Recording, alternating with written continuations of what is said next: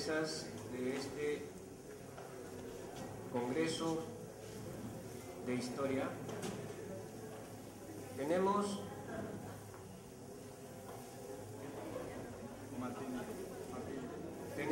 tres ponencias para esta última vez. Primeramente, el doctor Raúl Chanamé Orbe, abogado y docente de la Facultad de Derecho de nuestra Casa de Estudios, va a exponer y el título de su ponencia es El pensamiento español-americano en las Cortes de Cádiz. Posteriormente, magíster Jorge Luis Castro, profesor también de la Facultad de Administrativas de nuestra Casa de Estudios, la Logia Lautaro en la tendencia peruana, y finalmente el señor Homero Quirós ha de exponer el trabajo que presentara al concurso convocado para este congreso. Empecemos escuchando al doctor Raúl Chanamé. Quisiera felicitar a la organización de este importante evento que resitúa la imagen de Vizcardo y Guzmán en el pensamiento social, ideológico y, en el caso mío, en el espacio legal. La ponencia le he titulado Lo español-americano en las Cortes de Cádiz. Entre la Carta a los Españoles Americanos, no solamente la hélice y los grupos letrados que vieron la promulgación de la Constitución de Cádiz, existe una separación temporal de 20 años, pero a su vez una continuidad en el discurso racionalista de la nación. Para Vizcardo, es el Estado absolutista de la metrópoli la que nos excluye de esta gran nación. Abro comillas: la España nos destierra de todo el mundo antiguo, separándonos de una sociedad a la que estamos unidos con los lazos más estrechos. Cierro comillas.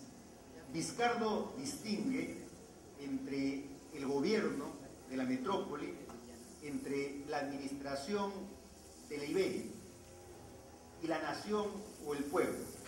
Dos puntos. Abro comillas. El mismo gobierno de España os ha indicado esta resolución, considerándonos siempre como pueblo distinto de los españoles europeos, y de esta distinción os impone la más ignominiosa esclavitud. Cierro comillas. 2 décadas después, esta argumentación será asumida por un sector significativo de diputados ultramarinos de las Cortes gaditanas, donde apareció centrado el debate de la nación española. Hago una tingencia. El tema de la nación española también va a aparecer en las Cortes de Bayona en 1808, y precisamente en el artículo 6º se va a reconocer los derechos de toda la nación española. Según Reu Milland, las palabras americanos tenía cierta ambigüedad. En principio designaba a toda persona nacida en América, pero en la práctica era una designación de los españoles o criollos. En Cádiz no se reivindicó lo peruano o mexicano, como sí se hizo con lo gallego o catalán, como se puede revisar en las actas, sino simplemente lo americano-español, como identidad regional, y lo ultramarino, designación que se hacía en las Cortes como lo exótico o simplemente como lo desconocido. El Partido Americano en las Cortes de Cádiz no solo reivindicó temáticamente a Vizcardo, sino además, con la ponencia del coronel Dionisio Inca Yupanqui, incorporó el tema indio al debate constituyente. Vizcardo los menciona como nuestros nobles hermanos. Esta postura en el diario Debates fue defendida con moderación por Vicente Morales Duárez y con énfasis por Joaquín de Olmedo y con radicalismo por Ramón Feliu.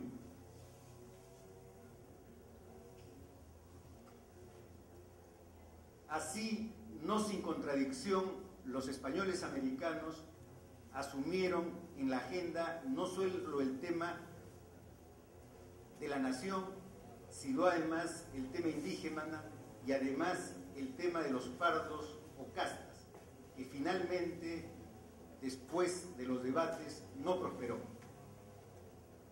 El tema de la nación fue asumido de manera temprana. El quinto decreto de las Cortes de Cádiz del 15 de octubre de 1810 proclamaba la igualdad de derechos entre españoles europeos y americanos, así como el olvido, así como, comillas, el olvido de lo ocurrido en las provincias de América que reconozcan la autoridad de las Cortes, cierro comillas.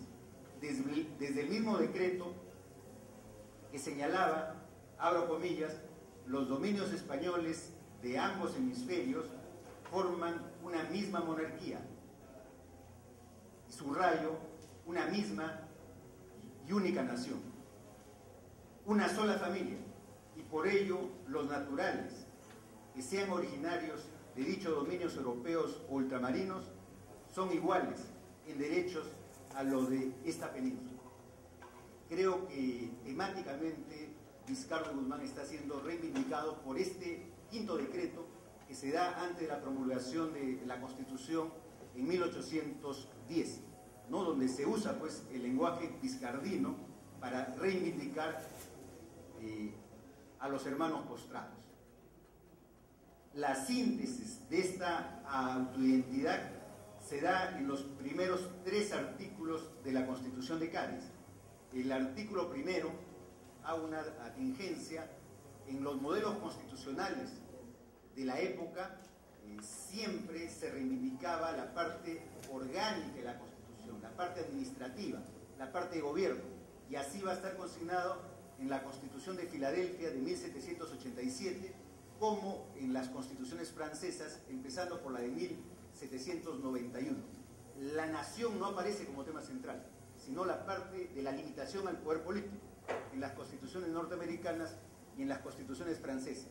Precisamente, Cádiz va a dar un paso en ese sentido, a poner en el preámbulo de su constitución el tema de la nación. Artículo primero: la nación española es la reunión de todos los españoles de ambos hemisferios. El artículo quinto define a los españoles de la siguiente manera. Apartado primero: todos los hombres nacidos y avecindados en los dominios de la España y los hijos de estos son reconocidos como españoles. Creo yo que en este artículo quinto, apartado primero, se reivindica pues la postura de Vizcardo y su carta de 1792. Vizcardo y Guzmán avisora al cierre de su extraordinario carta testimonio al español ilustrado que aparecerá en las Cortes de Cádiz, representado por los denominados renovadores. Abro comillas: el español sabio y virtuoso que gime en silencio de la opresión de su patria aplaudirá en su corazón nuestra empresa. Se verá renacer la gloria nacional en un imperio inmenso convertido en asilo seguro para todos los españoles, que además de la hospitalidad fraternal que siempre han hallado allí, podrán respirar libremente bajo las leyes de la razón y de la justicia. Cierro comillas. Finalmente, 30 años después, en 1823, el concepto había sido superado. El artículo 1 de la Constitución del Perú, republicano independiente, dice a la letra: la reunión de todas las provincias independientes constituye la nación peruana. Sin duda, el concepto de lo español americano, en este lapso que va entre la Constitución de Cádiz de 1812 y la primera Constitución peruana de 1823, había sido largamente superada precisamente por las controversias y especialmente por el retorno del absolutismo en 1814, hecho que marca pues la postura de la intelectualidad americana, que en algún caso reivindicó lo español americano en Cádiz, pero ya a partir, en nuestro caso, de 1823, habíamos asumido una postura nacional autónoma e independiente. Muchas gracias. Muchas gracias. Continuamos con el magíster Jorge Luis Castro Olivas y su ponencia La Logia Lautaro en la Independencia Peruana. Buenos días. Quiero agradecer al profesor Quiroz por haberme invitado a participar en esta conferencia, donde el azar ha determinado que sea yo el último expositor, no porque sea el mejor. Espero estar a la altura de las exposiciones anteriores. Mi ponencia es sobre las sociedades secretas en el proceso de emancipación peruano y un poco sobre la Logia Lautaro en el Perú. Debo decir que soy profesor de la Facultad de Ciencias Administrativas, donde dicto el curso de Historia del Perú. También pertenezco al Instituto Sanmartiniano. No soy masón, no tengo nada contra los masones, ¿no? Al contrario, es de admirar que algunos preceptos masónicos son realmente admirables. Pero existe toda una suerte de ideas, una suerte de mitos que han sido divulgados por los masones y que yo pretendo no digamos desmentir, pero sí pasar a comentar un poco sobre estas ideas. Quiero dar inicio a esta ponencia leyendo una parte muy pequeña de este libro que se titula Jesuitas y Masones. Es un libro de mi cuñado Grover. Entonces, en este libro, estos son libros bestsellers que circulan, ¿no? Y tienen muchas más ediciones de las que normalmente tienen los libros que nosotros los investigadores escribimos, que llegamos con suerte a una segunda edición. Estos libros tienen 3, 4, 5 ediciones. Esto es lo que lee la mayoría de las personas. Dice así, un pequeño párrafo: mientras esperábamos, me puse a mirar en derredor y con gran sorpresa mía pude ver los retratos de las dignidades de la historia argentina, desde San Martín hasta Bartolomé Mitre. Esperamos una buena media hora, mientras ora mirábamos a los próceres, ora aguardábamos, y no hice más que pensar cómo es que en este país haya todavía alguien que habla contra los masones, cuando a ellos le debemos la libertad de nuestra patria.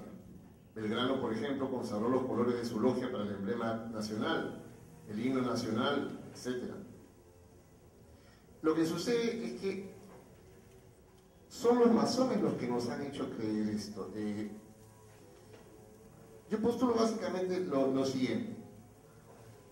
Tenemos que ver a Lautaro y a todas estas logias básicamente como organizaciones políticas, que en buena parte lo fueron. Distinguir entre logia y masonería. No es lo mismo logia que masonería. El concepto de logia implica una reunión de hombres virtuosos, respetables. Esta es una definición de 1825 y pertenece a una publicación anónima titulada El verdadero francmasón.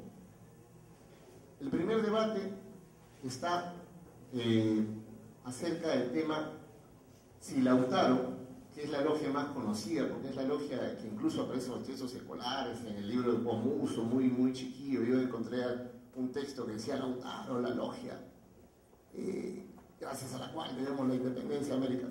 Entonces, el primer debate es de si Lautaro fue o no fue masónica, una logia masónica o no. Bartolomé Mitre y Faustino Sarmiento, que eran masones en grado 33, muy tempranamente, cuando Mitre publica su libro acerca de la emancipación sudamericana de San Martín, en 1887 me parece, Mitre muy tempranamente había advertido que Lautaro no era una masonería. Lo mismo lo dijo Faustino Sarmiento. Pero evidentemente, como estos eran considerados historiadores tradicionales, ¿no?, había pues que revisar todo lo que ellos habían dicho, ¿no? Y se pasó a decir lo contrario, que sí eran masónicas. El tiempo ha demostrado que Mitre y Sarmiento tenían razón. Sé que en alguna de las conferencias anteriores se ha dicho que todos los que participaron en la emancipación, absolutamente todos, eran masónicos. Y esto necesariamente no es así. Es cierto que son sociedades secretas, eran sociedades secretas. Evidentemente destruían todos los documentos o las cartas que tenían, pero algunas cartas han llegado hasta nosotros. En la colección documental que se publicó con motivo del centenario en 1971, se reúne una serie de documentación, una serie de cartas personales, y en esas entre líneas, y a veces no entre líneas sino muy específicamente, se menciona pues que había una organización secreta, una logia, pero no todos los que pertenecían a ella eran masones. Yo como miembro del Instituto Sanmartiniano, yo pienso, soy un convencido de que la masonería de San Martín, por ejemplo, está en duda. Hay aspectos de la vida de San Martín que me precio de conocer en alguna manera, que indican que no fue masón, otros indican que sí. En todo caso, yo postularía que San Martín en algún momento tuvo un acercamiento con la masonería, y que la masonería creyó en San Martín, pero no San Martín creyó en la masonería. Ahora, toda esta idea de que los masones formaron, absolutamente todos eran, de todos los que participaron en el proceso emancipador eran masones, es una idea que viene desde 1890, que nace en la Argentina en 1890. Estaba hablando yo de que si Lautaro fue o no fue masónica, la logia. Acerca de ello pues hay diversos puntos de vista, ¿no? En Argentina hay un gran debate sobre esto. En 1922, por ejemplo, Antonio Zúñiga afirmó que Lautaro era masónica. Luego hay estudios que demuestran lo contrario. Es decir, es una suerte de gran debate. Si puedes avanzar, por favor, un poquito las diapositivas, la siguiente. Eso es lo que estoy hablando, el debate acerca de la logia. Es una interminable discusión, ¿no? Siguiente diapositiva, por favor. Lo que sí más o menos queda claro es el origen de Lautaro. Hay suficientes indicios que demuestran que Lautaro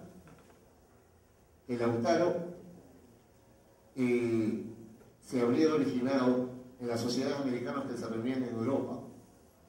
De esto sí hay más o menos hay indicios que son evidentes. Ahora, en cuanto a los objetivos, ¿no? Los objetivos que tenía Lautaro, más allá de la separación política de España, eran también objetivos políticos. Tenemos que analizar el asunto un poco como desde ese aspecto, como esto es una suerte de juegos de poder. Todos los oficiales que formaron la logia lautarina de Santiago, por ejemplo, tenían tras de sí un apoyo político de cautivos regionales, de personas que estaban solventándolos. No eran únicamente ellos. Entonces ahí se pone en juego una serie pues, de luchas políticas, ¿no? Entonces pensemos un poco en Lautaro como eso, como lo que dije al principio. No nos cerremos en la idea de que todos eran masones, porque no era así. Y dentro de esa misma Lautaro,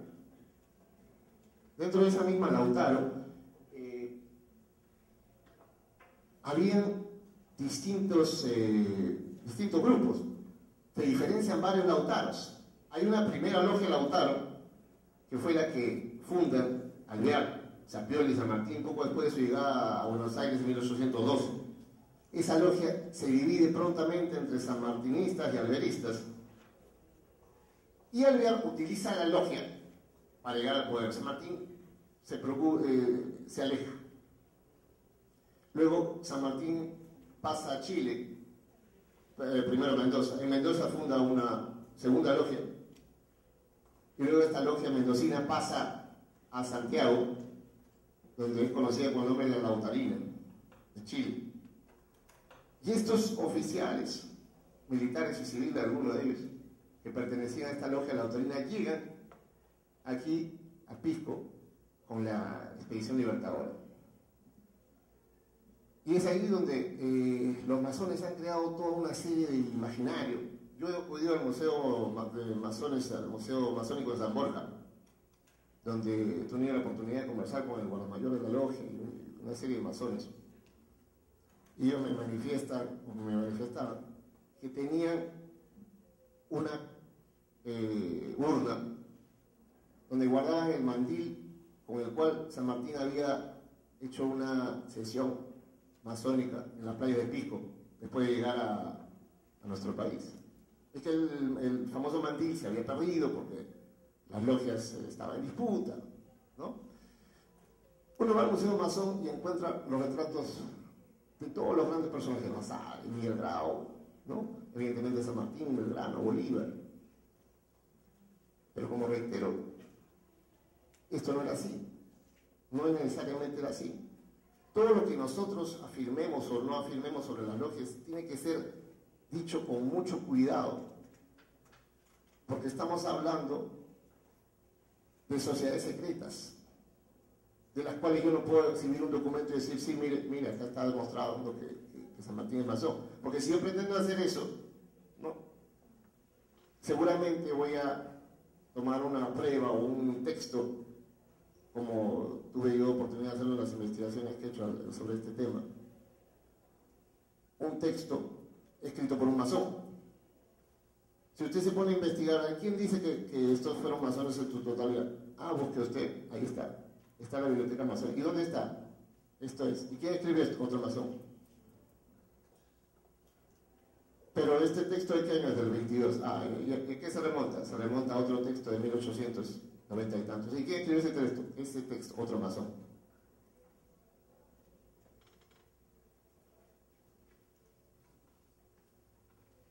La logia era republicana o monarquista. Se ha dicho que las logias eran sinónimo de republicanismo. Si San Martín era masón siguiendo esta lógica, entonces ¿por qué San Martín plantea aquí instalar un sistema monárquico? Porras, cuya imagen ha sido distorsionada en el billete de 20 soles, dicho sea de paso. Porras tiene un artículo escrito en la revista Mar del Sur del año 1950 que se titula El republicanismo de San Martín. En ese artículo el maestro Porras postulaba que muy en el fondo San Martín era un republicano y que pensaba instalar la monarquía como paso previo a la república. Lo dice Porras, no lo digo yo. Porque San Martín estaba convencido de que si se instauraba la república aquí, el país iba a entrar en un caos, como efectivamente sucedió. De otro lado, su amigo Belgrano le había dicho que las sociedades europeas, las monarquías y los estados europeos no reconocerían aquí otro gobierno que no fuera el gobierno monárquico. Dentro de esta logia habían distintos pareceres acerca de la forma de gobierno. Evidentemente O'Higgins era republicano. San Martín y Monteagudo eran monarquistas. No olvidemos también que en Chile existió el conflicto con los hermanos Carrera. Los hermanos Carrera postulaban otro tipo de republicanismo, no necesariamente el republicanismo de O'Higgins. Carrera postulaba un republicanismo donde él fuera el eje de la república. O'Higgins no, tenía otras ideas.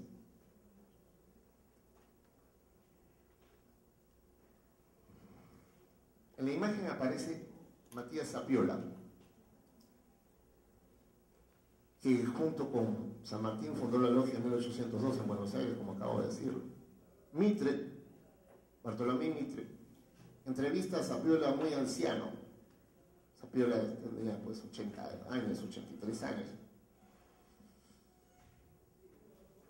Y es ahí donde Sapiola le dice que todo miembro que entrara a la logia tenía que hacer el juramento republicano. De ahí nace la idea de que la logia era republicana. Existen puntos de vista que dicen que Sapiola, por la edad que tenían, de repente inventó en su cerebro esto, inventó en su mente esto del juramento republicano, que esto del juramento republicano no existió. Puede ser que sí, no lo sabemos. Aquí el punto es darnos cuenta de cómo todas estas ideas que se manejan actualmente tienen un origen, ¿no?, en la Argentina de 1890, cuando empieza a circular esta idea de... Lo que sucede es que la masonería estaba enfrentada con la iglesia. Y la masonería necesitaba, pues, demostrar reivindicarse de alguna manera y demostrar que había tenido una participación muy importante en la emancipación. Yo no digo que no tuvo, ojo, participación alguna. Algunos miembros de la logia sí eran masones, pero otros no. Álvarez Condarco, por ejemplo, era un oficial. El oficial que San Martín envía a Chile para reconocer el terreno. Álvarez Condarco tenía una memoria extraordinaria. Es capturado por los españoles. Y el conocimiento de estos signos y señales masónicas le salva la vida a Álvarez Condarco, porque hizo pensar a los oficiales españoles que lo habían capturado que él era masón, sin serlo. Y los españoles le perdonan la vida. Álvarez Condarco regresa de San Martín.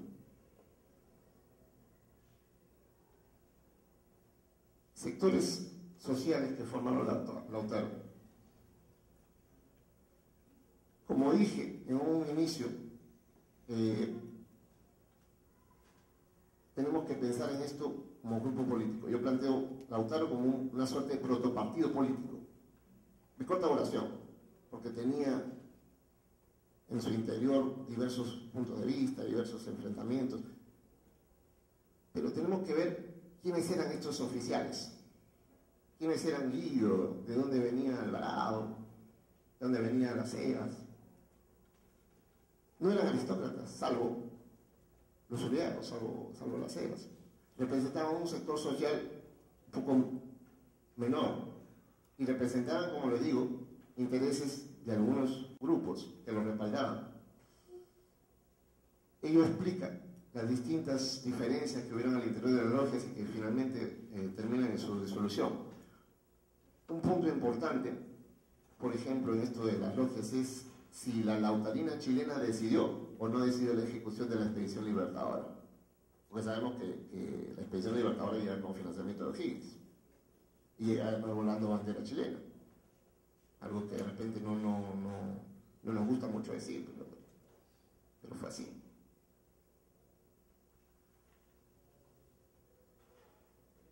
Existen 4 documentos epistolares que no voy a escribir aquí porque el tiempo me gana, que parecen ser una buena base documental para demostrar que la lautarina tuvo el poder político y el poder de decidir que se ejecutara la expedición. Ahora quisiera tratar rápidamente sobre la logia Lautaro en el Perú y las cosas que se han dicho acerca de la logia Lautaro en el Perú. Para empezar, se plantea como problema principal la falta de documentación, porque como se trata de sociedades secretas, es evidente pues que no podían dejar una huella que revelara su existencia, peor en el contexto de guerra. Pues. Se ha dicho que San Martín se declara protector por imposición de la logia, que la logia exige a San Martín que sea el protector. Mitre lo dice, Pasoldán, Zúñiga. Y otros, como Liguén y Martínez, opinan que la logia no podía decidir nada, porque San Martín no podía ser obligado por sus subalternos. Ustedes se imaginan, ¿no?, la situación que relatan los masones. Que hubo una tenida masónica y ahí se decide, tú vas a ser el protector. Yo pienso más bien que esto de que cuando San Martín se autoproclama protector el 3 de agosto del 21, fue una decisión personal. No había aquí en el Perú una figura que tuviera los galones de O'Higgins, por ejemplo. Ronaldo era un científico, básicamente un científico. Ribagüero, muy intrigante los mismos según declaró San Martín. Son estos personajes Ribagüero, Torretales, son personajes muy polémicos.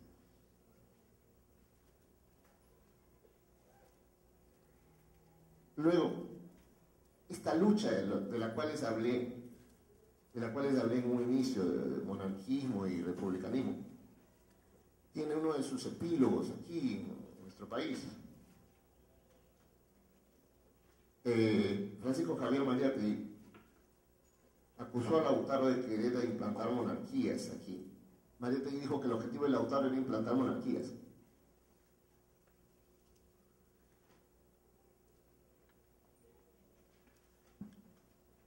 El asunto aquí es si todos dentro de la logia apoyaban los planes monárquicos. Y la respuesta es que parece que no. También se ha dicho que San Martín se retira del Perú porque en la conferencia de Guayaquil tuvo un acuerdo, porque Bolívar también era masón, pero Bolívar era un masón de grado superior y San Martín era un grado inferior, entonces Bolívar tenía que decirle a San Martín lo que tenía que hacer. Esa es la interpretación masónica que ya, y es una idea que los masones hacen circular bastante, desde el año 1940 que circula esta idea, que la conferencia de Guayaquil fue una conferencia masónica, donde ya todo estaba decidido, no había nada que tratar, y lo único que tenía que hacer San Martín era retirarse. Yo postulo que para el retiro de San Martín del Perú entraron en juego una serie de factores. No fue una imposición masónica. Entra en juego, por ejemplo, una conspiración.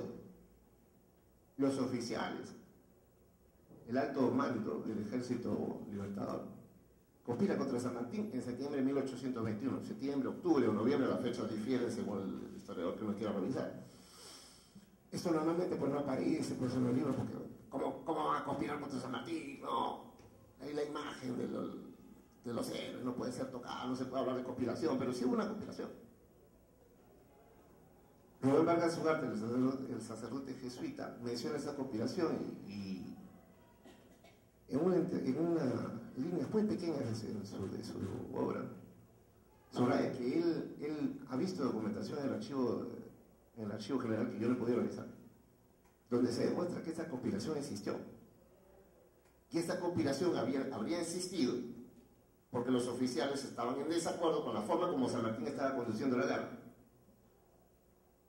Rápidamente vamos a revisar estas acciones que hicieron o motivaron el descontento de sus subalternos. La primera fue en Retes, cuando San Martín, en su intento de cubrir la retirada de Alvarado de la sierra, porque acuérdense que Alvarado venía a la sierra después de haber derrotado a los realistas en Cerro de Pasco el 6 de diciembre, Arenales iba bajando.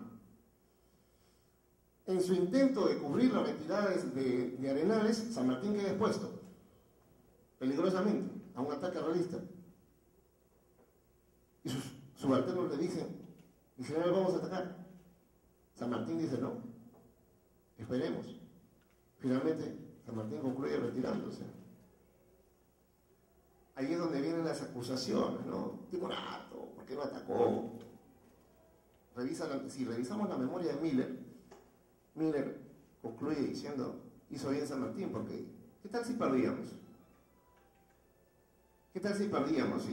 Si la batalla se ganaba, evidentemente concluía la gesta emancipadora, no hubiera habido unida de mucho. Bueno, estamos haciendo un contrafáctico, ¿no? Pero ¿y qué ocurría si perdía? Si perdía San Martín, perdía todo. Es fácil, como decía el doctor Gustavo Pomuso, es fácil ser profeta del pasado. Decir, sí, hubiera atacado, pero otro suceso fue la orden que le hace Arenales para no atacar a Candelaria y la Serna a su salida a Lima. Y luego, cuando Candelaria ganaba un ataque en septiembre de XXI tampoco lo ataca. No voy a entrar en detalle sobre esto, porque ya el tiempo nos gana, el tiempo apremia, pero este descontento de los oficiales habría motivado la conspiración. El doctor Percy Cayo Córdoba, que era profesor principal de la Universidad del Pacífico, ¿no? Y amigo personal de mi padre, en una de sus últimas obras, antes de fallecer, postuló la idea siguiente, una idea muy interesante. Dijo: no se ha tenido en cuenta que San Martín pudo retirarse del Perú porque había dejado abandonada a su mujer y a su hijo. A su hija, perdón, su hija Mercedes. Cualquiera me dirá, sí, pero ¿y te interesa la familia? Pero es que también hay que tener en cuenta ese factor. O el factor salud. La mayor parte del tiempo que San Martín pasó aquí la pasó enfermo. La conspiración, o sea, son una serie de factores. Pero no que haya sido una decisión masónica, pues. O sea,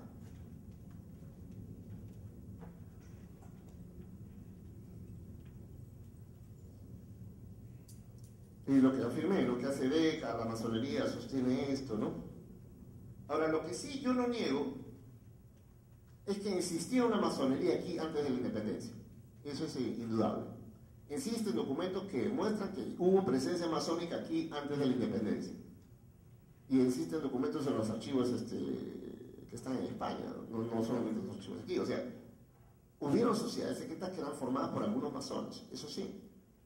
Entonces, la trascendencia de los masones en el proceso emancipador hay que buscarla en tanto y cuanto esos masones fueron organizadores de logias aquí. Me voy a explicar un poco. Miren, quienes llegaron con San Martín no eran todos masones, pero algunos sí lo eran. Algunos sí, está demostrado que sí. Y esos que sí eran, se pusieron a organizar a los masones que estaban aquí en grupos de 2, de 3, crearon las sociedades masónicas aquí.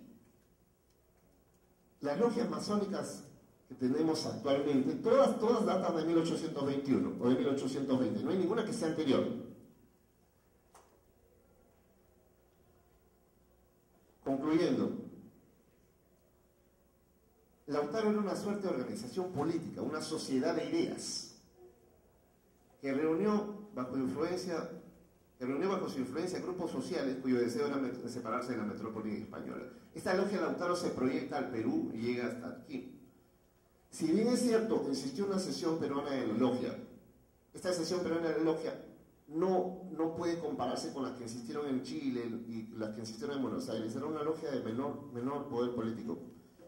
Sobre la actuación de Lautaro en el Perú no ha quedado base documental alguna que nos permita afirmar que actúe de un modo, que actúe de otra.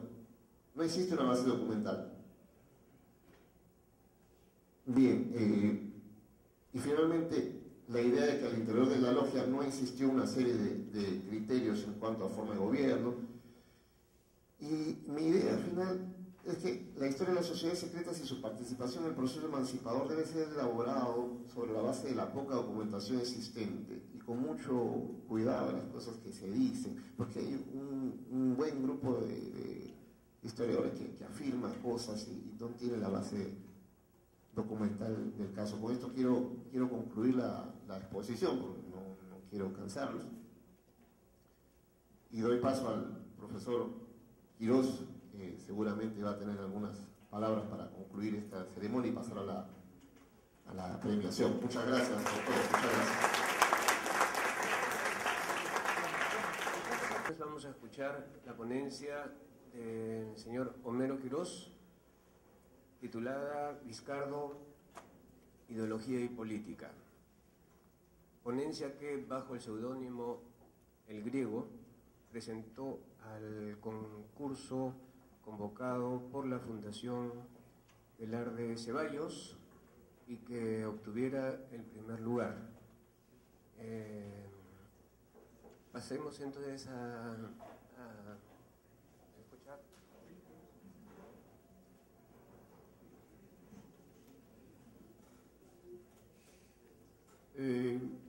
En primer lugar, agradecer en la persona del doctor Mario Velar de Ceballos a la organización, a la Fundación Velar de Ceballos por el concurso que de alguna manera incentiva a los jóvenes investigadores a adentrarse en la investigación y no terminar por otras líneas que muchas veces no son propiamente del ejercicio del historiador. El profesor Quiroz me dice que queda poco tiempo, así que voy a tratar de resumir mi ponencia. Bueno, en primer lugar pido disculpas porque cuando presenté la ponencia lo escribí de forma bastante rápida por ese fetiche mío de leer lo máximo posible para recién escribir, y después revisándolo, lo pude encontrar bastantes errores de tipeo. En segundo lugar, quiero mencionar también que desconocía la tesis de Quispe Cárdenas, que sustentó el día miércoles, un ensayo aquí, una síntesis de su tesis, que de alguna manera tenía bastante relación con lo que yo planteaba, pero también diferencias, y eso es lo bueno. Al mismo tiempo quiero mencionar que la tesis de Quispe Cárdenas, como las ideas que se desarrollan relacionando a Vizcardo con el escolastismo por un lado y tal vez con el liberalismo inglés más que con la ilustración francesa, ha sido desarrollada hace más de medio siglo. Entonces, la tesis en realidad no es nueva. Lo nuevo es un poco profundizar en eso. Bien, primero voy a dar una reseña de la historiografía sobre Vizcardo. En el Perú se ha avanzado, creo, bastante en torno a Vizcardo, a pesar de que algunos creamos que no todavía. En realidad, hay bastantes escritos sobre Vizcardo y ya prácticamente se ha avanzado mucho en la publicación de la obra completa. Y lo bueno es que después del conocimiento de la obra hay una nueva visión sobre Vizcardo, ¿no? que de alguna manera busca subvertir este planteamiento, lo que yo denomino una historiografía tradicional o nacionalista, que de alguna manera lamentablemente hace que la historia termine como herramienta de la política y en muchos casos termine con un discurso que suena a panfletario, ¿no?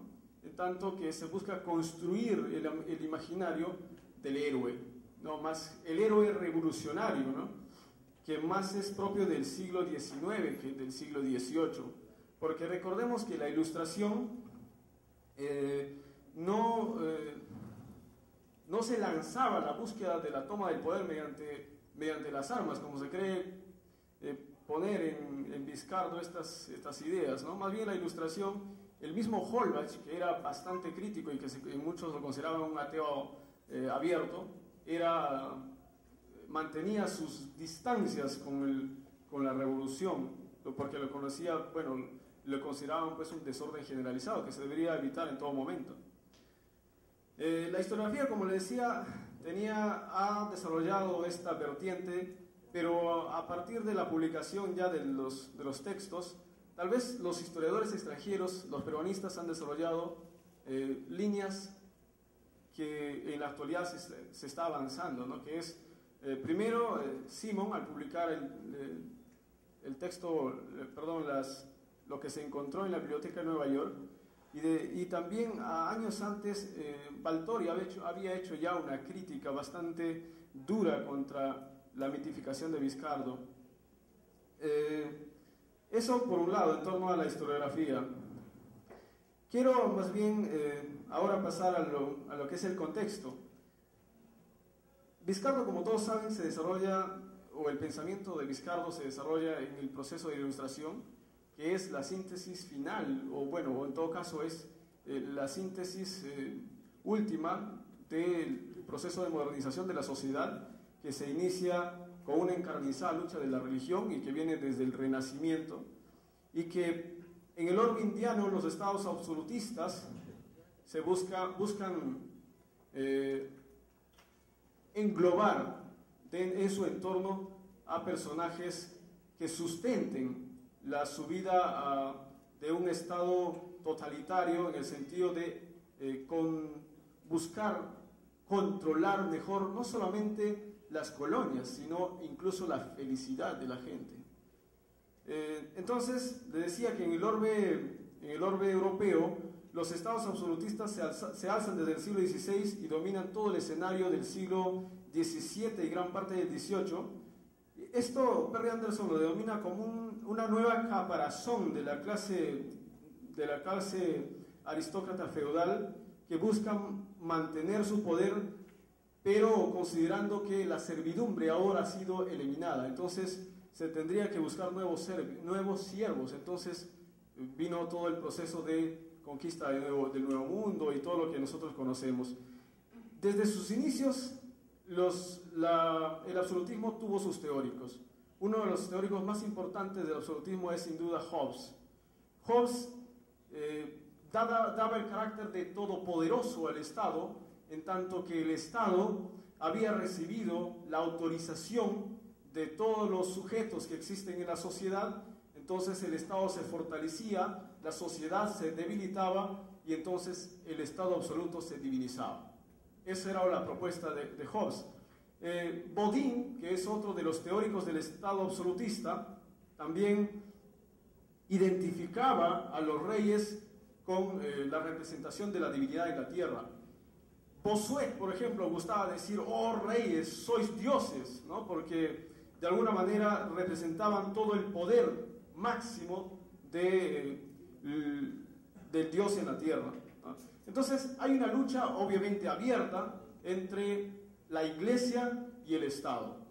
La Iglesia, que había practicado de alguna manera o que mantenía en la sociedad la teoría de las dos espadas, que mantenía por un lado al Papa, el poder del Papa, y por otro lado el poder del Rey, termina siendo subordinada al poder del Estado. Entonces la teoría de las dos espadas dejará ser de este mundo y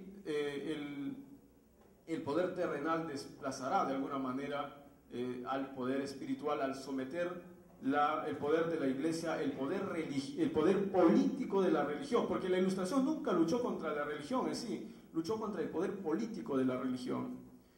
Entonces, los Borbones, cuando llegan al poder, ya vivían en este ámbito del poder, de la búsqueda del Estado absoluto. Es más, los Borbones, lo único nuevo que los Borbones imponen, y eso lo habían mencionado el día miércoles, si no me equivoco, es que buscan controlar que los criollos sigan obteniendo títulos de nobleza. Eso es lo único, tal vez, importante que hacen, porque todos los demás, viene a ser impuestos nacionales, todo eso ya se venía proponiendo desde el siglo XVII. Entonces, Carlos III, que muchos identifican como la máxima representación de la Ilustración en España, en realidad lo ha demostrado Sánchez Blanco. Carlos III no era sino la búsqueda de utilizar de una manera instrumentalizada la razón para mantener el poder absoluto. Entonces, Carlos III se identifica pues no con la Ilustración tanto de la razón abierta, sino con la razón a sueldo, porque era eso la intención, ¿no? Entonces, en este contexto es cuando se conoce se desarrolla el planteamiento de Viscardo. Bien, en torno a la ideología y la política es la base central de este ensayo, ¿no? Yo pienso que la historiografía tradicional peruana ha desarrollado o ha buscado en Viscardo el Rousseau de los Andes, elevando a un grado superlativo sus ideas sobre la independencia. Algunos, por ejemplo, consideran que la carta es tal vez contiene el lineamiento para llevar a cabo una revolución burguesa, ¿no? Este es, por ejemplo, el planteamiento de un profesor arequipeño, Humberto Salazar Vera. Bien, no deja de ser cierto que la carta contenga, vamos a decirlo así, tenga contenidos revolucionarios, dado el contexto del siglo XVIII. El mundo ve con asombro el proceso revolucionario francés. Además, el carácter sedicioso de la carta aumenta hacia el siglo XIX, específicamente en 1810, cuando los calificadores del Santo Oficio dicen de la carta que encontramos en ella las más mortíferas, libertinas e incendiarias producciones que se han visto jamás, mucho más temibles y del mayor peligro en América que los cánones del actual déspota intruso Bonaparte.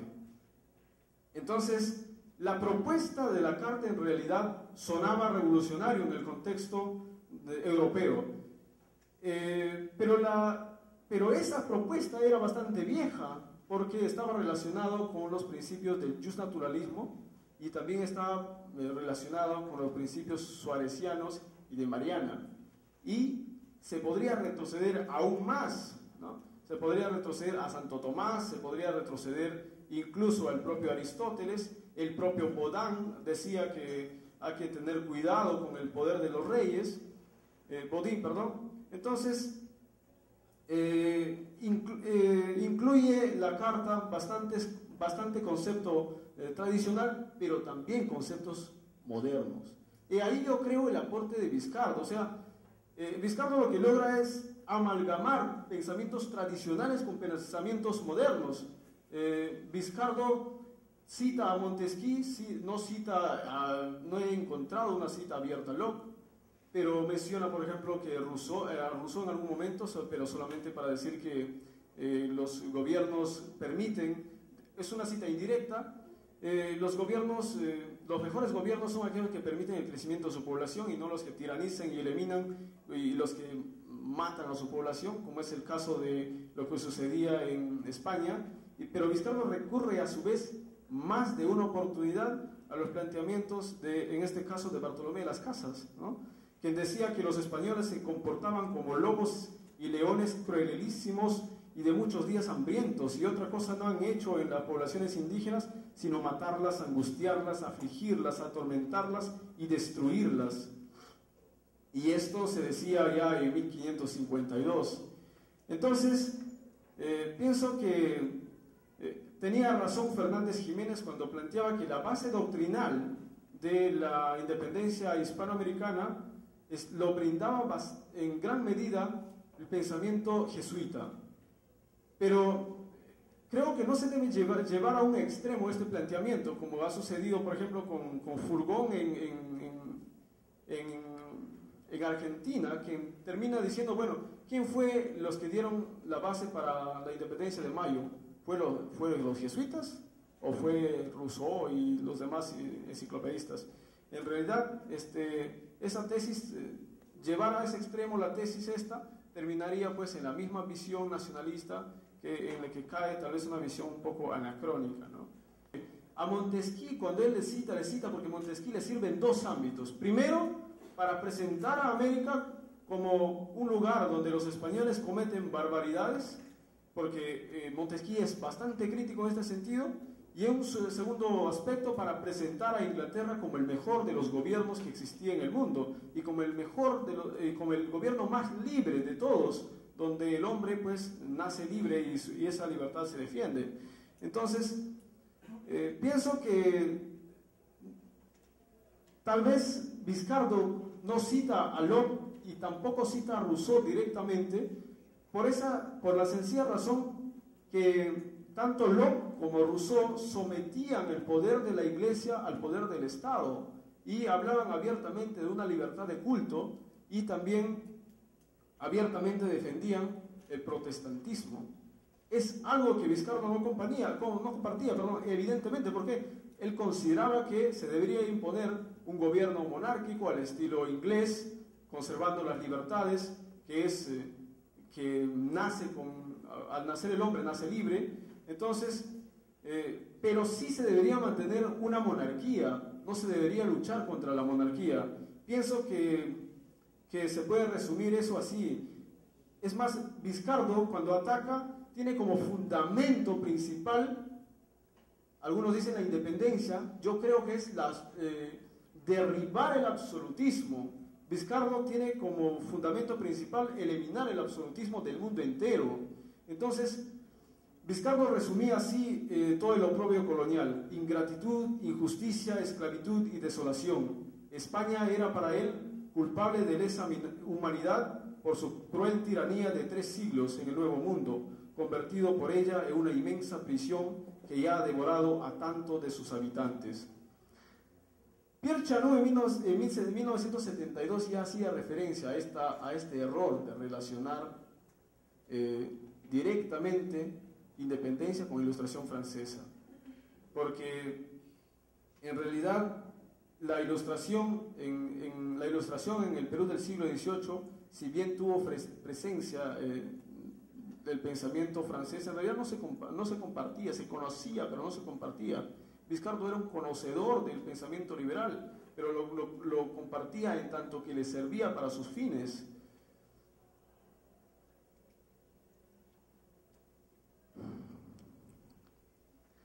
Bien, finalmente yo quiero concluir haciendo una referencia al objetivo principal de Vizcardo, ¿no? Vizcardo tiene como objetivo sublime la independencia, pero sobre todo el fin del absolutismo, al cual denomina bestia horrorosa. En muchos pasajes de su obra señala que el absolutismo los ha despojado de su condición humana a los criollos y a todos los habitantes de las colonias. Entonces la independencia es el medio más eficaz para acabar con el dominio tiránico, tras la cual se debe evitar caer en una nueva tiranía, ya como estados independientes, buscando heredar a las generaciones futuras un gobierno con justicia, moralidad y sin esclavitud. Esto es, en la práctica, de alguna manera, en el pensamiento de Vizcardo, poner en práctica el derecho natural que emanaba de Dios. En la célebre carta a los españoles americanos, Vizcardo recuerda que para controlar los apetitos del poder absoluto y para que el rey no olvidara la fuente de donde provenía su poder, los aragoneses establecieron en tiempos de Felipe II el célebre magistrado llamado el Justicia, órgano que se encargaba de pronunciar en el acto solemne de coronación lo siguiente: nos que valemos como vos os hacemos nuestro rey y señor, con tal que guardéis nuestros fueros y libertades, si no, no. Agrega además que Jerónimo Blanca en sus comentarios menciona que uno de los artículos fundamentales de la Constitución de Aragón hace referencia que si el rey violara los derechos y privilegios del pueblo, éste podía legítimamente desconocerlo como soberano y elegir a otro en su lugar. Entonces, el objetivo central es la destrucción del absolutismo español. Sin embargo, Vizcardo toma como todas las ideas que le permitan sustentar su argumento. Por ello se puede concluir que Vizcardo transita entre las ideas tradicionales y modernas, defensor de la política económica del liberalismo, mas no de la filosofía e ideología en su conjunto. Conocedor sí de todos sus teóricos y de todas sus vertientes, pero firme en sus principios jesuitas y católicos. De ahí que no haya dejado constancia del tipo de gobierno que debería imponerse en América tras su independencia, porque tenía claro que debía imponerse una monarquía similar a la inglesa, pero manteniendo la religión católica. Pregunta entonces, ¿deja de ser radical el pensamiento de Vizcardo por tener una raíz y un planteamiento escolástico? No, porque el derecho natural del cristianismo, defendido por el cristianismo, puede convertirse fácilmente en un determinado contexto, como sucede en el caso de Vizcardo, en una crítica intensamente revolucionaria contra el poder existente. Como conclusión, pienso que Vizcardo tuvo una postura liberal en el plano de la economía política, cercano a las premisas de Montesquieu y Adam Smith. Sin embargo, en su visión de la sociedad, mantenía los principios neoescolásticos ligados a los postulados jesuitas de defensa del tiranicidio y el regicidio para poner coto al despotismo. Si tomamos en cuenta el análisis de la historia de las mentalidades, es fácil determinar que hay más supervivencia de principios escolásticos que de filosofía ilustrada. Esto es comprensible por la formación del prócer de la independencia peruana. Sin embargo, no por ello podemos concluir que las independencias hispanoamericanas solo siguieron principios jesuitas y específicamente el de Suárez. Hoy sabemos que la Ilustración española fue tardía, pero muy fuerte, y que hacia finales del siglo XVIII pudo sacudirse del absolutismo de Carlos III y pensar con libertad, alejada de los ministros y de las ideas a sueldo. Entonces recuperó los principios novatores de la denuncia a la tiranía y al absolutismo, pero al mismo tiempo supo abrirse a las ideas liberales y a Rousseau y a los enciclopedistas. Esto, sin embargo, no había sucedido con Vizcardo, quien murió un año después de escribir su texto más liberal, a saber, La paz y la dicha del Nuevo Mundo, pero aún conservando las ideas tradicionales, la defensa de la autoridad de la Iglesia y el providencialismo. Rousseau nunca fue el mentor de Vizcardo, lo fue, como acertadamente sostuvo Breitling, Montesquieu. El influjo de Rousseau más bien fue posterior, pues como ha demostrado Stotzer, a través de una gran parte del siglo XIX el contrato social inspiró a muchos caudillos de América Española, especialmente a Francisco de Miranda, Simón Bolívar y Bernardo de Monteagudo. Sin embargo, no fue la auténtica fuerza intelectual de América Española. El influjo de Rousseau se mostró en el campo literario y pedagógico. En el político propiamente dicho estuvo un poco al margen, aún en el principio del movimiento emancipador, pero ganando terreno a medida que la independencia estaba llegando a su fin. Finalmente, de alguna manera el título del concurso era la trascendencia del pensamiento de Vizcardo. Entonces la pregunta que uno debe hacerse es si fue intrascendente el pensamiento de Vizcardo por tener bases tradicionales. En realidad no, todo lo contrario. Fue utilizado por Miranda y otros independentistas como medio de agitación política, sobre todo la carta que fue publicada por Miranda un año siguiente de la muerte del jesuita. Hoy en día incluso el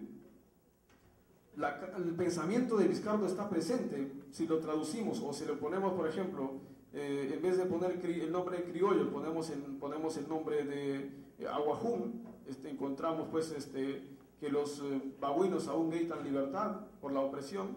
O si sacamos el nombre de criollos y ponemos dominados del África, entonces encontramos que están en todo un proceso revolucionario por la búsqueda de la democracia. El grito entonces de mueran los reyes y el absolutismo, la tiranía, debe traducirse en nuestro presente un llamado al fin de las dictaduras y la explotación de los pueblos.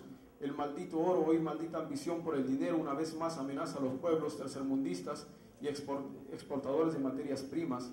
¿Cuánto ha cambiado? La pregunta final, ¿cuánto ha cambiado de Vizcardo hasta ahora? Poco, muy poco. Creo que el grito de libertad sigue en pie. Muchas gracias.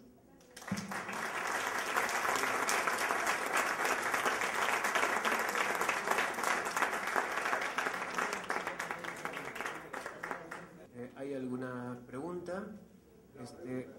Una, dos, tres. Es una excelente exposición. Yo quería preguntarle al señor Castro, al profesor Castro, varias cosas, pero voy a empezar diciéndole, usted no ha hecho, por ejemplo, referencia a Diego Alvear Ponce de León. Diego Alvear Ponce de León fue el padre de San Martín, porque San Martín es un hijo natural, y se lo dio a don Juan San Martín en custodia, y se fue a España a la edad de 4 años, y le dio suficiente dinero para que hiciera la carrera militar. Entonces San Martín siempre estuvo en España hasta que volvió a América. Hay otra cosa que le quiero decir, que la Sociedad Patriótica de Caballeros Racionales, o la gran Revolución Americana de Francisco de Miranda, que se crearon en Londres, eran logias patrióticas.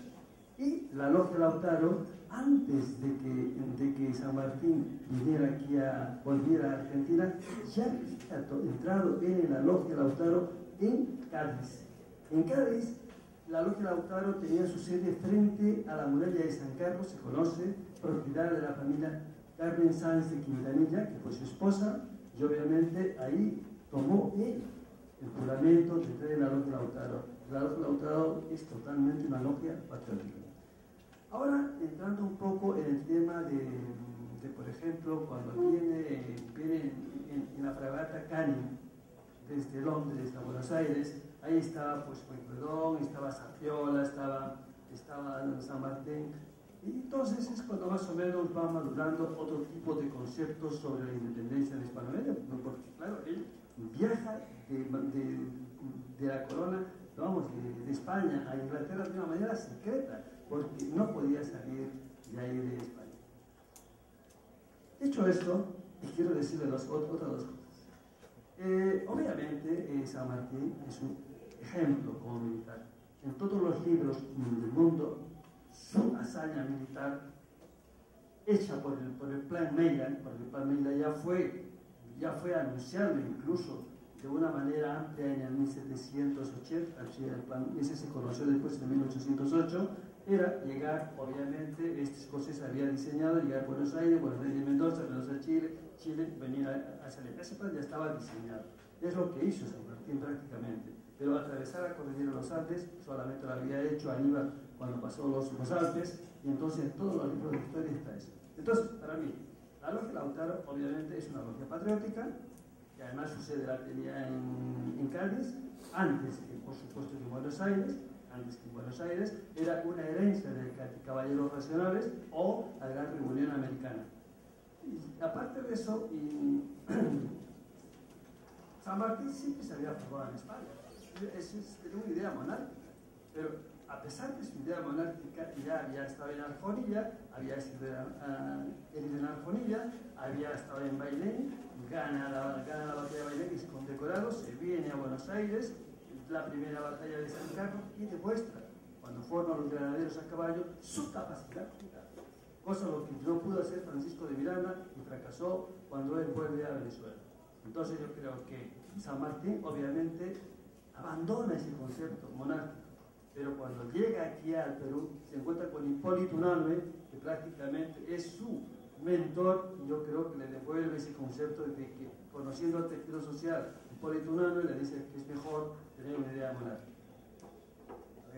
Soy Carlos Nemura Ura, he sido decano nacional del Colegio de Ingenieros y soy masón.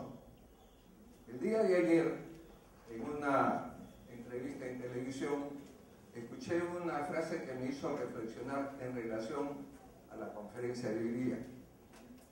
El expositor dijo microempresario y le corrigieron, le dijeron empresarios de microempresa. No existe microempresario. Eso lo relacioné, me acordé de que hoy día había leído de que había una conferencia sobre la masonería y había visto sociedades secretas. Yo dije, ¿no tendrá una relación de semántica con lo que acabo de ver en la televisión? Voy a ir y estoy acá.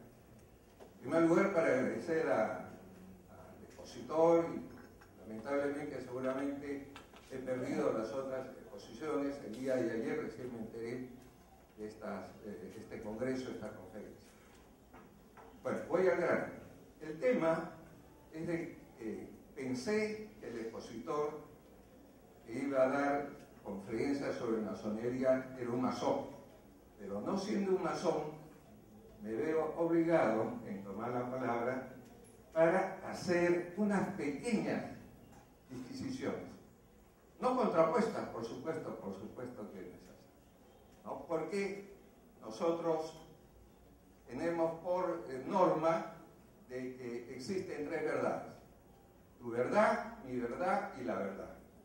Por lo tanto, no me voy a apropiar de la verdad, solamente voy a hacer unas aclaraciones. En principio, la masonería no es una sociedad secreta, es una sociedad discreta con secretos, que es otra cosa, ¿no? Es como el microempresario, ¿no? Y empresario es microempresario. Bueno, con secretos como existen en muchas sociedades. La Iglesia Católica tiene sus secretos para ir subiendo de grados, ¿no? De estamentos dentro de la jerarquía católica. Por lo tanto, la masonería, partiendo por el principio de que no es una sociedad secreta, también debo decir que no es una sociedad política,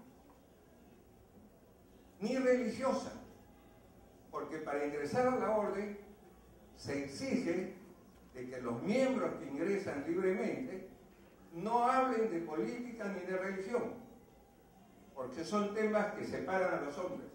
Y es por eso que la masonería está en todo el globo terráqueo. Hay masonería en la China comunista, hay en Rusia, hay en Cuba, ¿no? De ideas seguramente políticas contrapuestas, pero que abrazan la misma fraternidad, porque lo que nos une no es ni la religión ni la política, sino el sentimiento, el desarrollo personal de cada individuo. Se nos dan las herramientas necesarias para primero cambiar uno, si es que quiere cambiar a la sociedad o contribuir en cambiar a la sociedad. Entonces, el desarrollo personal. Es por ello de que en la historia moderna de la masonería, por ejemplo, aunque parezca mentira, no podríamos entender desde el punto de vista profano, digamos, no masónico, profano es pro, fuera del templo, que Allende haya sido masón y Pinochet también, o que Víctor Raúl de la Torre haya sido masón y Odría también,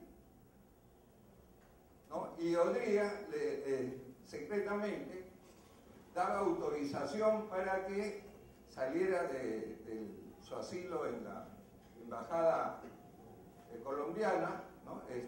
Víctor Raúl, para que vaya todas las semanas a sus tenidas masónicas, cuidado por el mismo gobierno, ¿no? Pero hacia afuera pues eran contrapuestos.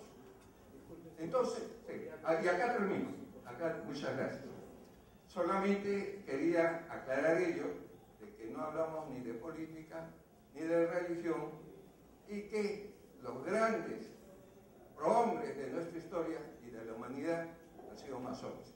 En el templo del Callao, yo los espero, ¿no? Los que quieran conocer el templo, ahí ha trabajado Miguel Grau, ha trabajado Bolognesi, Andrés Avelino Cáceres, etcétera, etcétera. Entonces, la masonería ha sido prefusora y ha contribuido permanentemente a la liberación de los pueblos. Actualmente en Cuba, la masonería está trabajando fuertemente por detenidos políticos. En Estados Unidos, casi todos los presidentes son masones, al punto de que los presidentes al jurar, ¿no? La presidencia lo juran sobre la Biblia, que lo sacan de un templo masónico en Washington. Es todo, muchas gracias.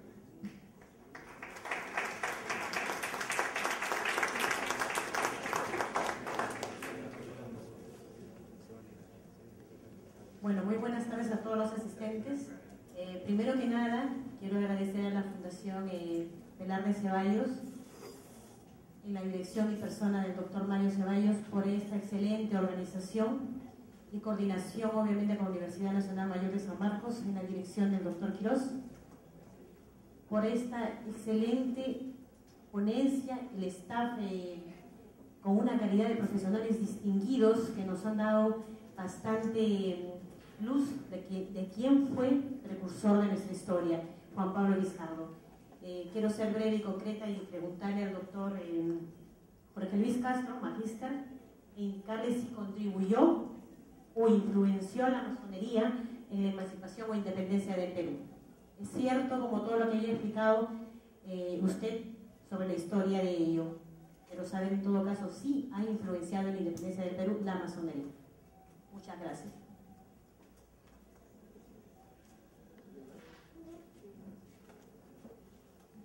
Yo quiero comentar muy brevemente dos cosas. Tengo respeto por la exposición que ha hecho el magíster Castro. Él ha hecho un intento por exponer un tema, pero digamos, yo soy historiador profesional, no lo digo a soberbia, sino a que es mi trabajo. Y pienso que sigue siendo válido lo que dijo Henri y René Magún. No hay historia sin historiador y no hay historia sin documentos. Mientras la sociedad discreta, con secretos, como la ha definido el ingeniero, no publique sus documentos, sus actas, y no publique una versión de sus hechos, todo lo que hablemos sobre ellos va a ser una especulación, una imaginación, materia de debate. Recuerdo ahora un viejo folleto donde decía si San Martín fue masón o deísta, y otro folleto, esta vez con la autoría de César Pacheco Vélez, en torno al monarquismo de San Martín. Entonces, creo que nos movemos en un terreno, como alguna vez se lo dije a Mario Velarde, se lo digo con respeto y con mucho afecto, somos viejos amigos de Arequipa, nos movemos en un terreno en el que no pisamos firme. Y lamentablemente, como lo ha señalado el magíster Castro, cuya seriedad me ha impresionado muy favorablemente, unos dicen una cosa, otros otra, porque la sociedad masónica o como sea, no ha publicado sus actas, sus archivos, nada. Hay un libro sobre la masonería en el Perú escrito por Luis Alberto Sánchez, uno, que tampoco sé si tendrá secreto esotérico, no conozco nada. Pero lo esencial es que mientras no haya firmeza documental para decir esto es así o esto es así, seguiremos moviéndonos en el terreno. Y quiero ratificar una verdad que ha proclamado en forma sencilla y enfática Mario Velarde. La logia Lautaro era pues una reunión de gente patriótica vinculada con ideas políticas. En la época era costumbre reunirse en tertulias. En Arequipa funcionó una tertulia literaria que conspiraba a favor de la independencia.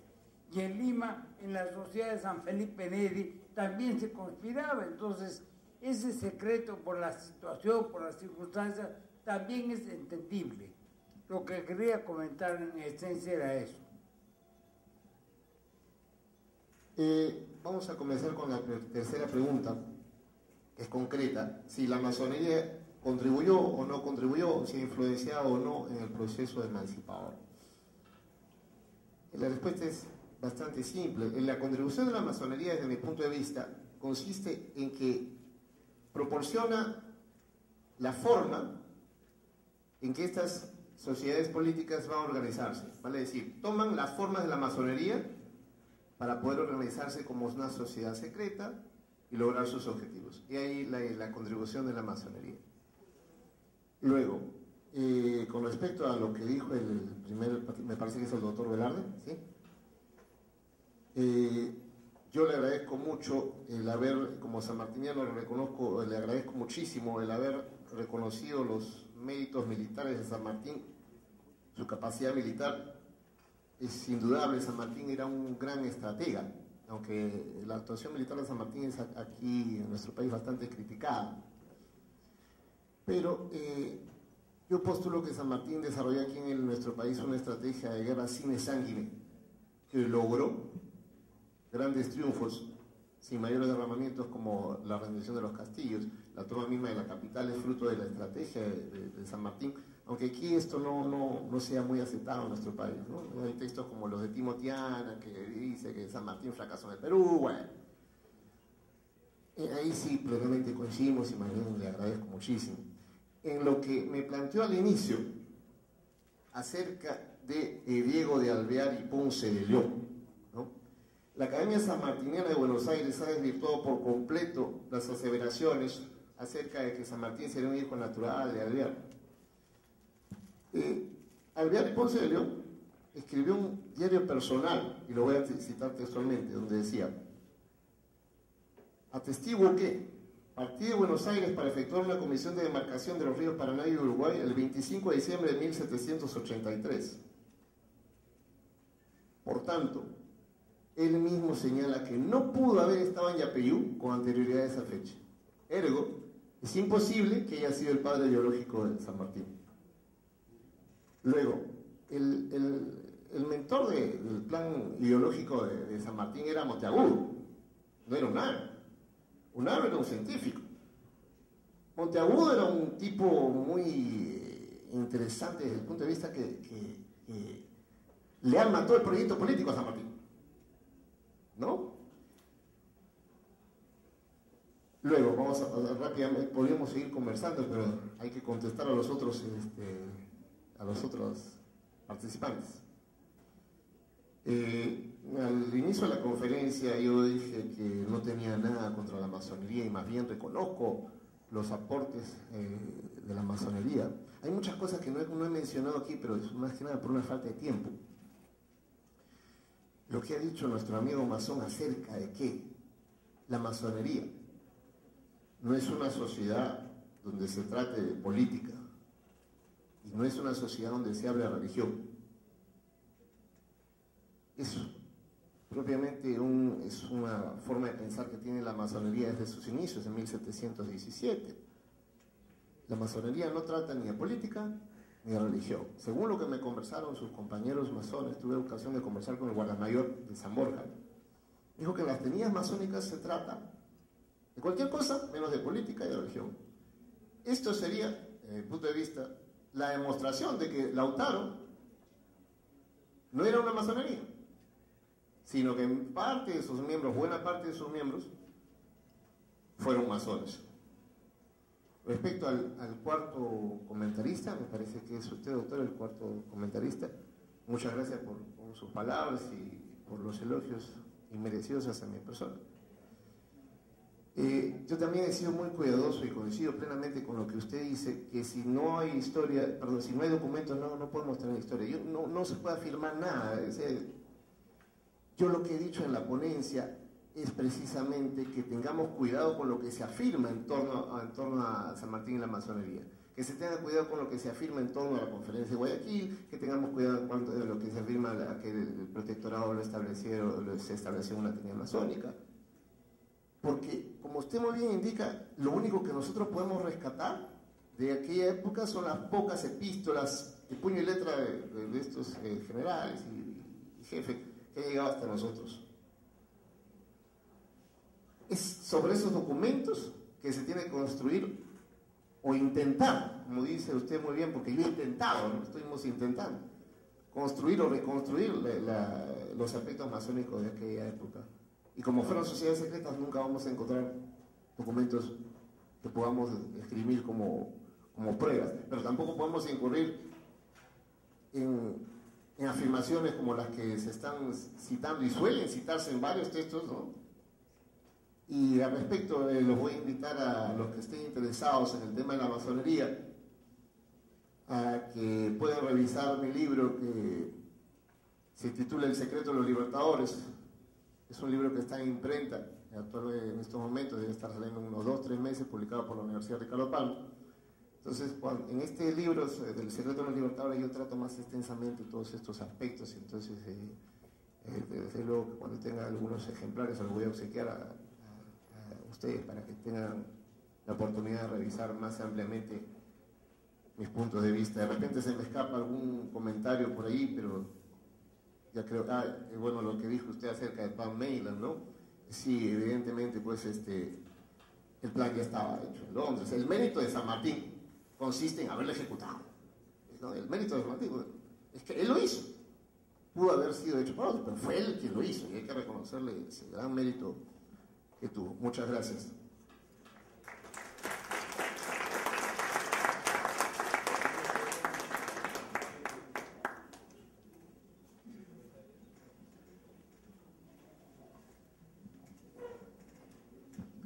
Muchas gracias. Damos las gracias a los participantes en esta última mesa. Muchas gracias, señores. Vamos a proceder entonces a la premiación correspondiente, ¿no? Por favor. Invitamos al señor Sergio Velarde Ramos a pasar, por favor. Mario también, por favor.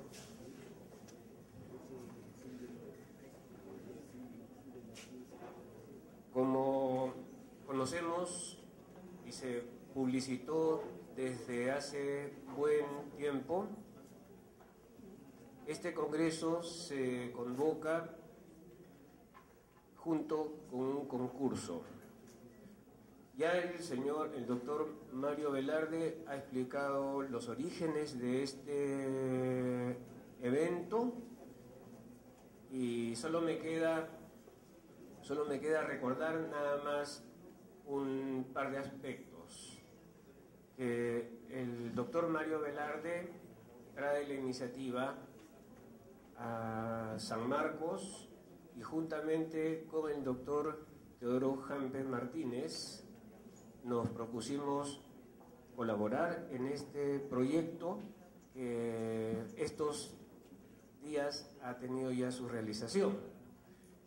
Pero además el doctor Velarde anuncia su apoyo para realizar este evento juntamente con dos actividades. Una, que todos la vemos todos los días aquí en nuestra facultad, que es el busto al prócer Juan Pablo Vizcardo Guzmán, donado por la familia Velarde Ceballos, y el otro es incentivar a los estudiantes para realizar estudios acerca de Juan Pablo Vizcardo Guzmán.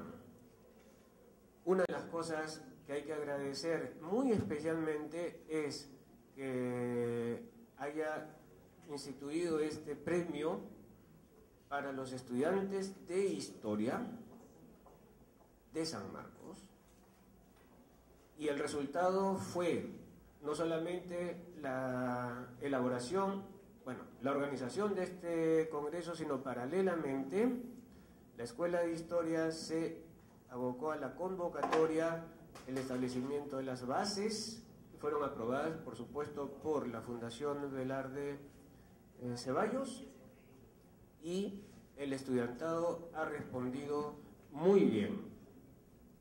No todos quienes empezaron a investigar, gracias a este incentivo, acerca de la obra, la trascendencia del pensamiento de Vizcardo Guzmán, llegaron a concluir sus trabajos y a presentar, pero sin embargo nosotros hemos tenido oportunidad de escuchar a 3 de los que sí presentaron, hoy día a 2, a la señorita María Flores Ledesma y al señor Homero Quirós Cabañas. No es mi familia, por si acaso. Bueno, aquí creo que estamos en mayoría los Quirós, ¿no es cierto, Eusebio?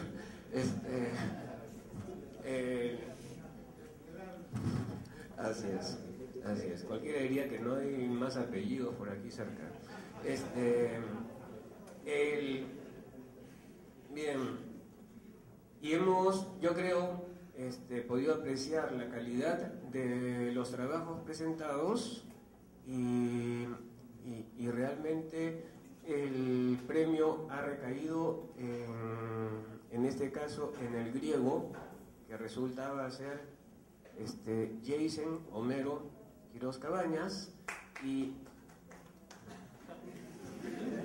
bien, procedamos ahora al otorgamiento del premio por parte de la Fundación Velarde Ceballos. Aquí presente el doctor Mario Velarde Ceballos y su hijo Sergio Velarde Ramos, que es el presidente de esta fundación.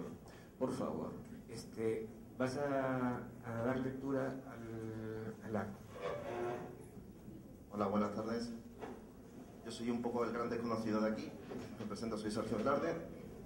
Quiero darle la enhorabuena a Homero Quirós por su ensayo Trascendencia del pensamiento de Juan Pablo Vizcardo Guzmán. Deseamos un fuerte aplauso, por favor.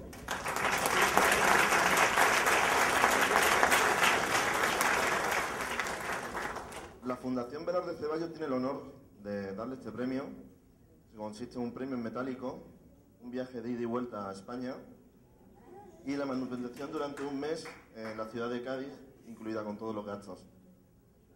Esta generosa contribución debe servirle para conocer de cerca los centros académicos del sur de España, contactarle con ciertos profesores de historia de las universidades de la región y familiarizarse con la documentación de los archivos históricos y bibliotecas de esta región que se conservan acerca del tema principal del concurso. Con ello quiero agradecerles a todos los asistentes su presencia, a todos los ponentes y a mi padre, que con su esfuerzo ha podido desarrollar este congreso. Muchas gracias a todos. Un momentito.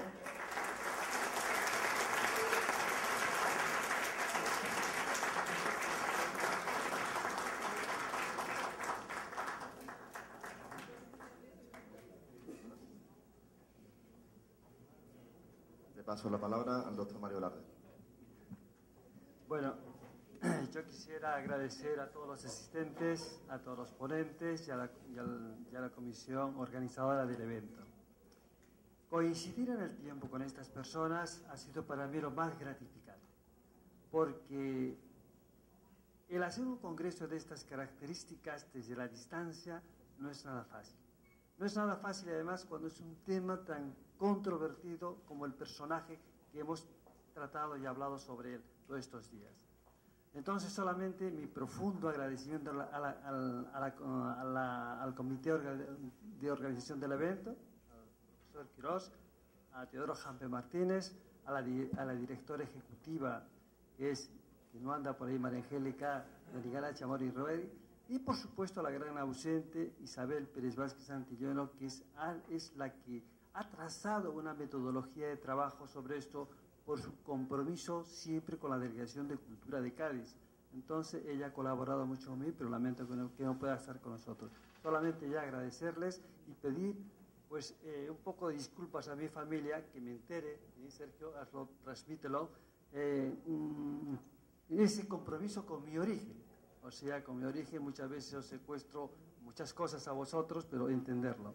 Y espero que mi hermano Jesús aquí presente haga llegar a nuestra madre que aún vive, pues este mensaje a nuestros hermanos, que también os pido disculpas, os pido perdón porque no os doy el tiempo que merecéis a veces por estar comprometido con estos tipos de actividades. Gracias por todo y nada más, estoy muy emocionado por esto.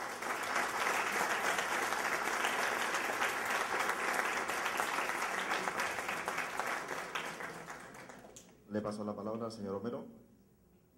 Muchas gracias. Señoras y señores, historiadores, compañeros estudiantes, futuros historiadores y público en general que se encuentra en este auditorio, los futuros historiadores apenas damos nuestros primeros pasos y ya hemos aprendido la más grande lección. La disciplina histórica se cultiva con pasión y amor, porque solo personas enamoradas de sus oficios pueden dedicarle la mayor parte de sus vidas a la investigación en un país donde el investigador está amenazado de desaparecer por inanición. Pero si hablamos de apasionados, nadie comparado con el doctor Mario Velarde Ceballos, médico cirujano humanista con gran amor por la historia. Ama tanto a esta disciplina que ha decidido incentivar económicamente para que los estudiantes de historia vuelvan su mirada sobre la investigación. Por ello agradezco en su nombre a la Fundación Ceballos, a la Fundación Velarde Ceballos y a todos los organizadores de este evento, en especial al profesor Francisco Quirós. Finalmente, me permito este espacio para rendir mi gratitud a dos personas especiales para mí, a mi amigo Emil Beraún, con quien aparte de discutir los conceptos filosóficos de vital importancia para la historia, compartimos una visión que va más allá del conocer el pasado para comprender el presente, porque comprender el presente no tendría sentido si no buscamos transformarlo en pos de un futuro para las generaciones venideras. Por último, y porque en realidad es la primera, agradezco a mi compañera Laura Martínez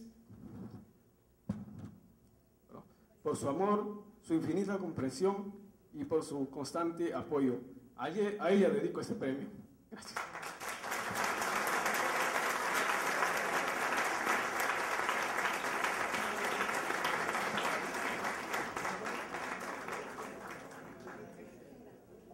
Luego de esta brevísima ceremonia, quisiera tomar la palabra para cerrar este congreso de tantos frutos, señalando que hemos tenido 3 días más la inauguración de ponencias que sobre todo han sido muy importantes por tener lo que nos habíamos propuesto desde el principio. Y la idea que está incluso en la presentación, en la página web del Congreso, es la siguiente: tratar de ver qué nuevo se ha hecho acerca de Vizcardo Guzmán, su pensamiento, su obra, su vida, su lugar de origen, las relaciones entre Cádiz y el Perú, la independencia, la constitución de Cádiz y la masonería desde 1998, en que se produjo el gran encuentro organizado por el Congreso de la República. El gran encuentro acerca de Vizcardo Guzmán, por supuesto, ¿no? Entonces yo creo que sí hemos logrado bastante. Tal vez no hayamos conseguido todas las aportaciones hechas, pero sin embargo creo que lo que hemos podido reunir, las aportaciones que hemos podido reunir, son representativas de aquello que se ha hecho. Y lo último que quiero subrayar es que hemos logrado reunir tanto a gente de mucha experiencia en los estudios vizcardianos, como también a gente joven y hasta muy joven en estos casos, ¿no? Gente que acaba de terminar sus estudios en las universidades y también a gente que tiene alguna otra más o menos trayectoria, aparte de maestros que han dedicado ya varias décadas a los estudios vizcardianos. Yo creo que hemos tenido unas jornadas muy fructíferas. Yo agradezco muchísimo a todos aquellos que han colaborado con la realización de este evento, muy en particular, por supuesto, a la Fundación Velar de Ceballos, a Mario, quien en realidad nos ha estado empujando desde lejos y que ha venido hasta en 2 oportunidades antes para poder hacer coordinaciones, etcétera. Pero también, de manera igualmente especial, quiero agradecer a aquellos que han venido desde lejos a traernos sus investigaciones. Al profesor, muy especialmente al profesor Martínez Sospedra, que no solamente trajo una brillante exposición, sino también comentó la del profesor mexicano que por un resfrío no pudo asistir, un resfrío al final, no pudo asistir, y además ha sido uno de los animadores de los debates, prácticamente en todas las ponencias. A la cooperativa Selva Alegre de Arequipa, a la Facultad de Ciencias Sociales, a los profesores que nos han acompañado, también muy activos en sus intervenciones, y por supuesto al estudiantado, a quienes participaron, a quienes presentaron sus ensayos y a quienes emprendieron la elaboración de ensayos y al final no pudieron terminar. También va para ellos un agradecimiento enorme, puesto que han enriquecido el conocimiento y bueno, todos hemos colaborado con los fines de este evento, que es poner nuevamente de relieve no solamente la figura en su pensamiento, o sea, no tanto de tratarlo como un ícono, sino más bien una persona de carne y hueso, un exiliado que medita sobre el Perú.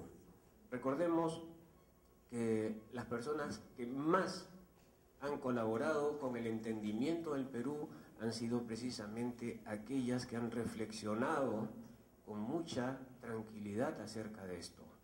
No solamente Garcilaso de la Vega, Vizcardo, José Carlos Mariátegui y otros, sino todos aquellos que han dedicado realmente con mucha seriedad a las reflexiones acerca del Perú actual, de su historia y de su futuro.